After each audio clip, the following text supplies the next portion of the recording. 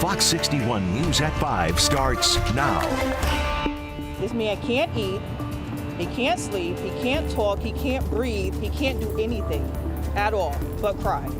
The family of Randy Cox and their legal team meeting with the DOJ today. First at 5, their new demands and why they want this investigation expanded. We need to pay attention to allow young people growing up to be able to go to a party and come back home to their parents without being shot out, without being killed. Tonight, the family of the victim of a Hartford shooting is sharing her story. They're using this time to speak and grieve out on street violence. Tragedy in Japan. The former prime minister assassinated while giving a campaign speech. And paying it fashion forward to help our military members, a win-win for veterans in Wethersfield. And thanks for joining us on the News at 5. I'm Carmen Chow. And I'm Sarah Sanchez. Well, New Haven protesters are scheduled to march in the police station this hour in support of 36-year-old Randy Cox. Cox was paralyzed nearly 3 weeks ago while in the custody of New Haven police, and today the family's attorneys even requested federal charges be brought against the officers being investigated. Tonight we have team coverage with both Fox 61's Tony Terzi and Alicia Machado. They're live in New Haven, but we start with Tony Terzi with what federal charges they're now asking for. Tony.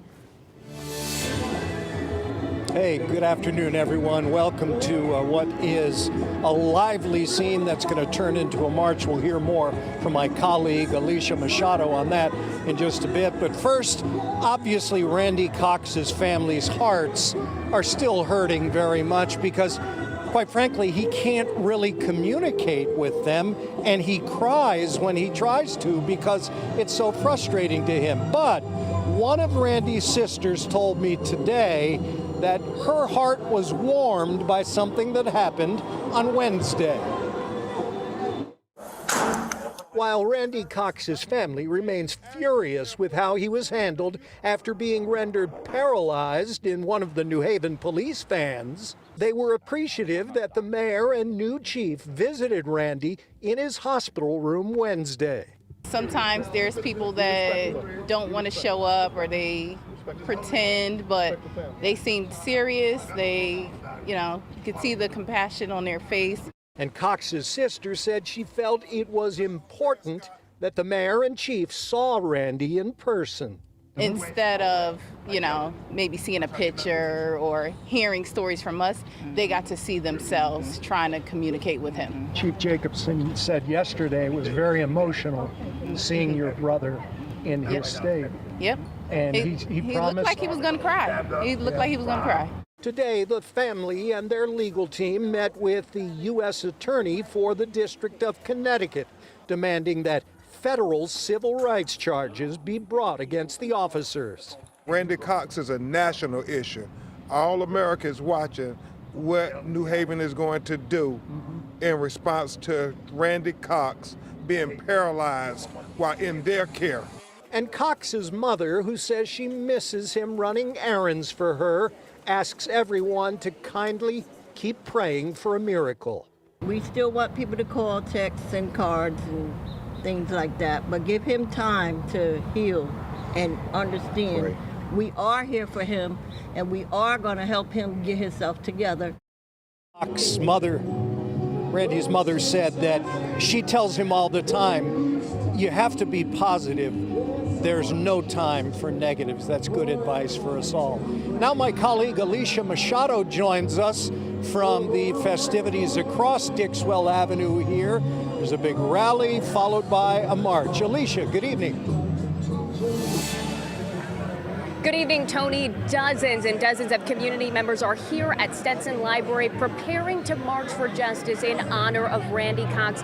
Take a look around me. You can see just how many people are already here as this march is set to kick off in about half an hour. Family members and the attorneys representing Cox are also here today, in addition to members from other local groups like Black Lives Matter. You can see people are holding up signs calling for justice for Randy and also police accountability.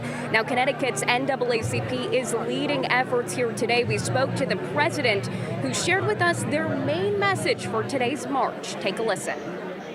This is a serious situation where a young man pretty much is paralyzed from neck below, and this didn't have to happen.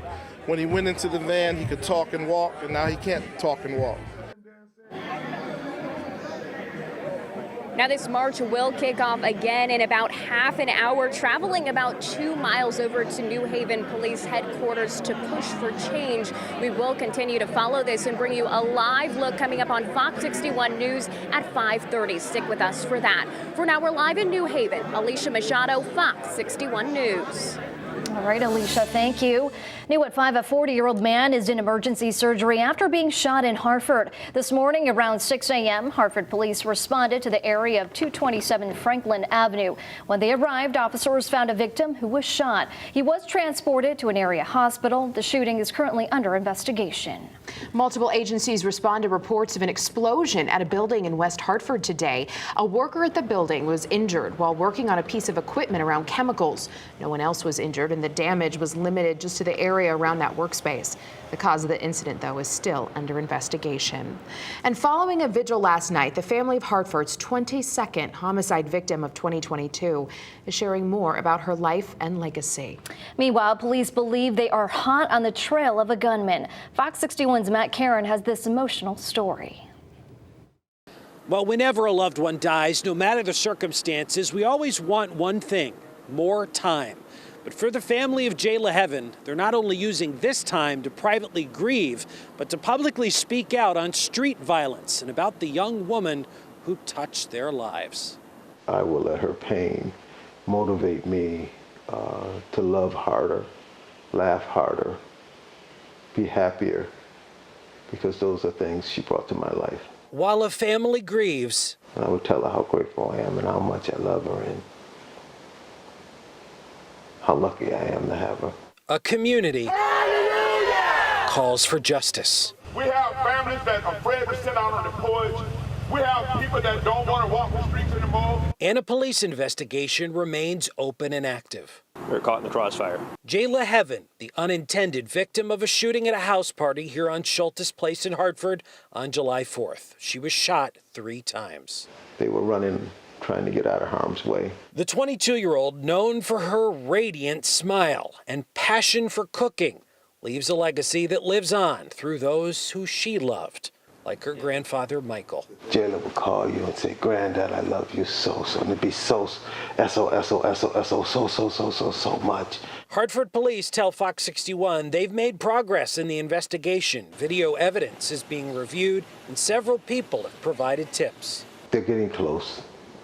They said it looks good. And while an arrest may bring justice, it won't bring back a life that was so unjustly taken by an ever-increasing wave of gun violence. We need to pay attention to allow young people growing up to be able to go to a party and come back home to their parents without being shot up, without being killed.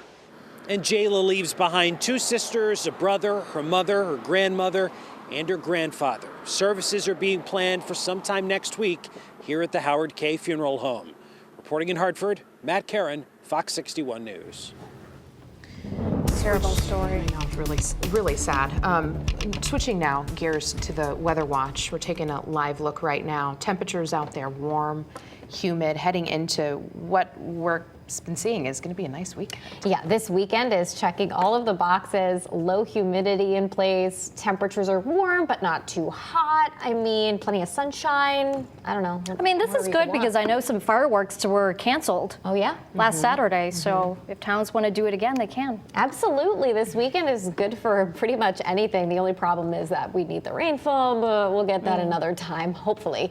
Let's take a look at what's going on out there right now. And there is an isolated shower, a raindrop, if you will, in the state right now. And we'll zoom in, I mean, just for fun, to show it to you around Plainfield. There's another one in Lisbon and Griswold. Nothing that a few flicks of the windshield wiper wouldn't fix, though. I wouldn't change any of your outdoor plans tonight, although there could be another additional isolated shower in spots. It would be really fleeting, and most of the state stays dry.